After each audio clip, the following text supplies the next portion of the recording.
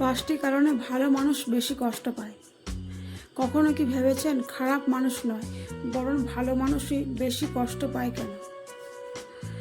যারা সবার ভালো চায়, যারা কাউকে ঠকাতে জানে না, তারাই জীবনে সবচেয়ে বেশি আঘাত পায়। আর জানুন সেই পাঁচটি কারণ। নাম্বার 1, তারা সবাইকে বিশ্বাস করে।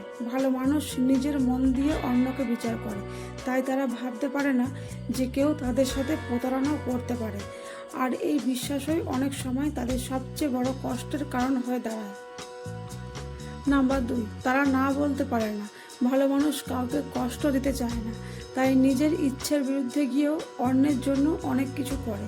কিন্তু মানুষ তাদের ভালোবাসার মূল্য না দিয়ে সুযোগ নিতে শুরু করে। নাম্বার 3, তারা বেশি আশা করে।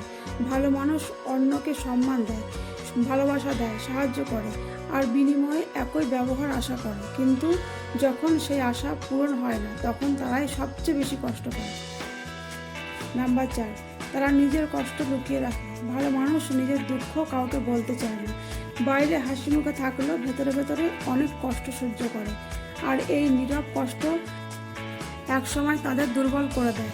নাম্বার 5, তারা বারবার ক্ষমা করে। যে মানুষ একবার কষ্ট দেয়, ভালো মানুষ তাকে দ্বিতীয় সুযোগ দেয়, তারপর তৃতীয়বারও দেয়। কিন্তু সবাই সেই সুযোগের মূল্য দিতে জানে না, ফলে একই মানুষের কাছ থেকে বারবার আঘাত পেতে হয়।